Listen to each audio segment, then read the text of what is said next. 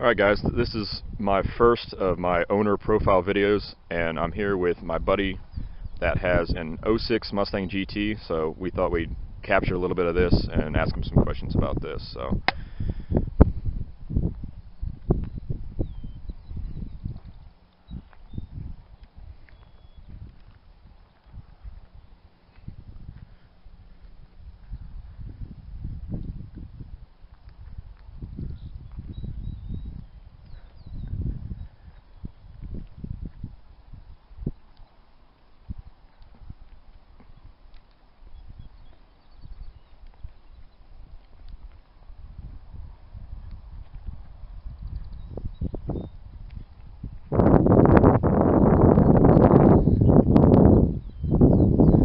alright dude, first thing, what's the color name? Screaming Yellow. No, I did not make that up. That is the actual factory name. And how many years offered? Do you know off the top of your head? 2004, 2005, and 2006. So only in S197, it's only the first 2 years of it. And what he means by 197 is, in case you guys don't know, this S197 designates the body style and the framework that Ford used for these cars between '05 and 14. Is that true? Oh yeah. Correct me on that. Yeah. 197 is from, so anything from '05 to 14 is going to be a 197. It's actually a continuation of the SN95s, if you guys know anything about that. It's kind of a reworked frame from the 95. The design, or at least the framework, is based off of the 95, but in a lot of ways this body and this frame is its own car, and by a lot of people this is considered a separate generation, which is how I feel about it. I don't think this car is anything like the 95s, or how some people say the new Edges, which is the 99s to '04s, but to me this car is its own generation, its own right, and I definitely think it's different. So, but that's what we mean by 197 or S197. It just designates the generation. I consider this one to be '05 to '09. Once they changed it in 10, the body style, I consider that a different generation. From 10 to 14. And personally. And being an '06, what do we have under the hood? 4.6, same as the 95. More power. A little bit more power than what? The 95s. Oh. The SN95s had a 4.6 also. Okay. But they're at like 280 something. This one puts about 300 horsepower and torque. And the reason for the increased power compared to the previous generation is some people tend to forget that these are 3-valve cars and not 2 valves like all the modular motors of the 90s that Ford put in their V8 Mustangs, or at least the bases.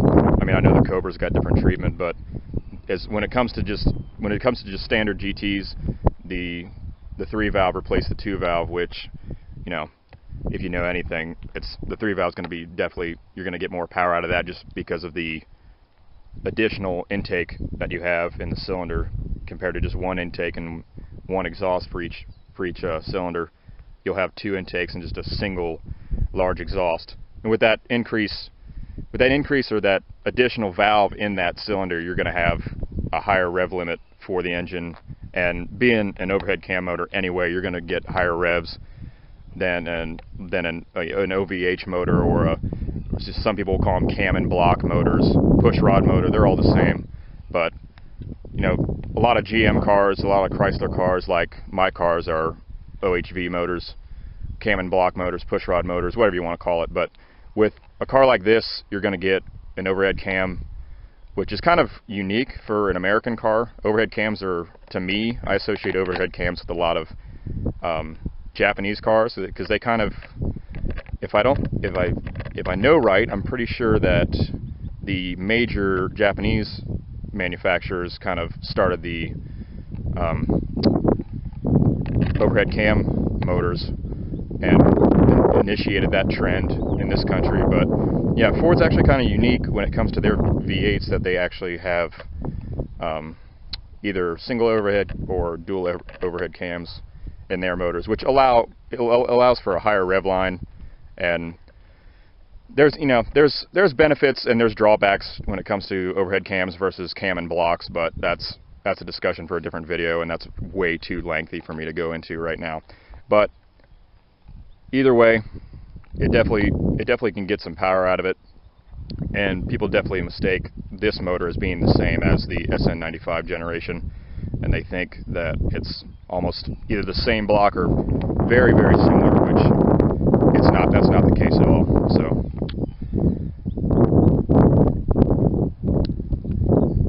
alright, next we'll get a shot of the engine.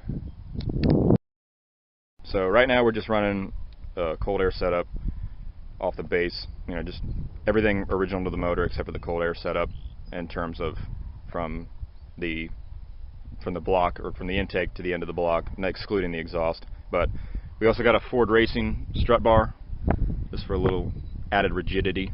Nothing wrong with that.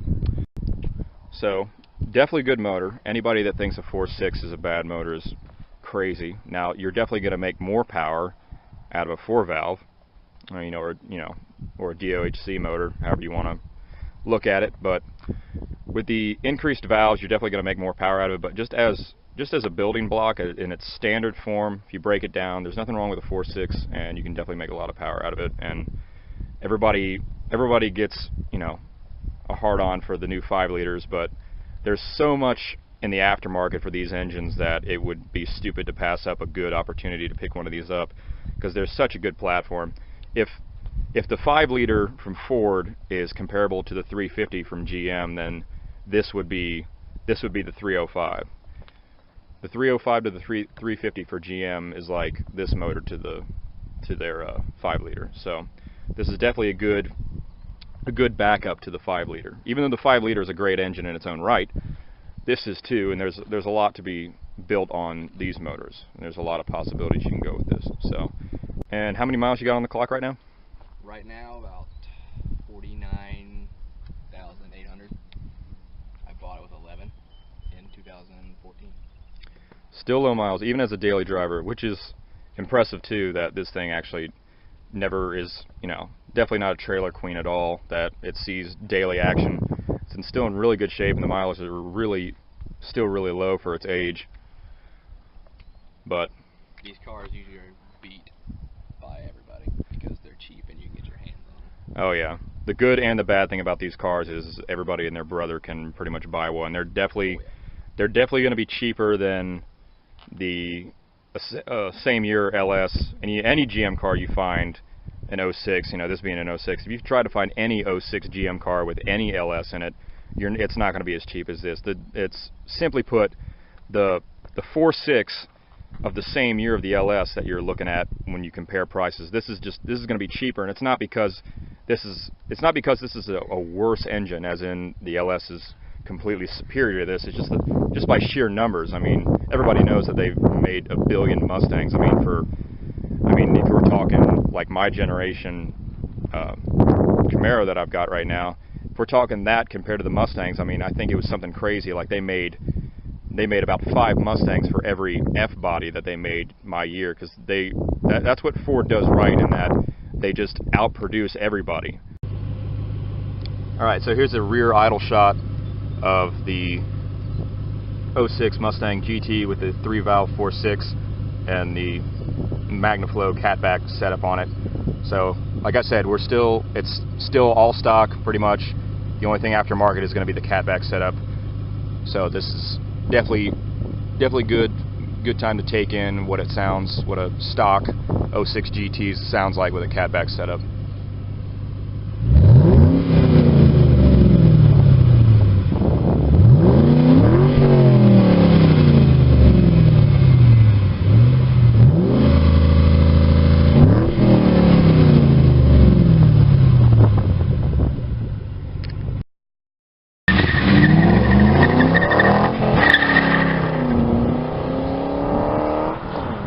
Alright guys, that's pretty much the wrap up for this car.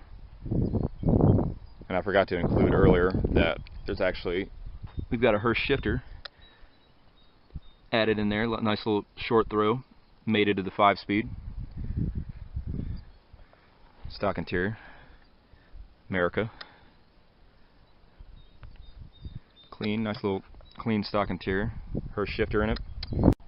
last question. Besides, if you're not including money, what made you choose this car, this individual car, when you were shopping for them? Like this particular Mustang or Mustangs in general? No, this individual one. I mean, obviously, like we said already, there's a billion of these cars running around, and they're a dime a dozen when it comes to prices for American V8s. But why did this one stick out? It was between this and a Wrangler, because I had a Wrangler prior to this, and like I'm not one of those Mustang guys who hates Chevy and Mopar, but like I love the Jeep, but since the first car I ever saw, I was like 5 years old. It was a '96 Mr. Chrome Cobra, and that day I knew I was gonna have a Mustang. And then at the time, all I could afford was probably no more than 2009 S197. And the yellow, it was I haven't seen a yellow one of this body style before. I looked it up. There's only like 800 plus, and like 200 convertibles.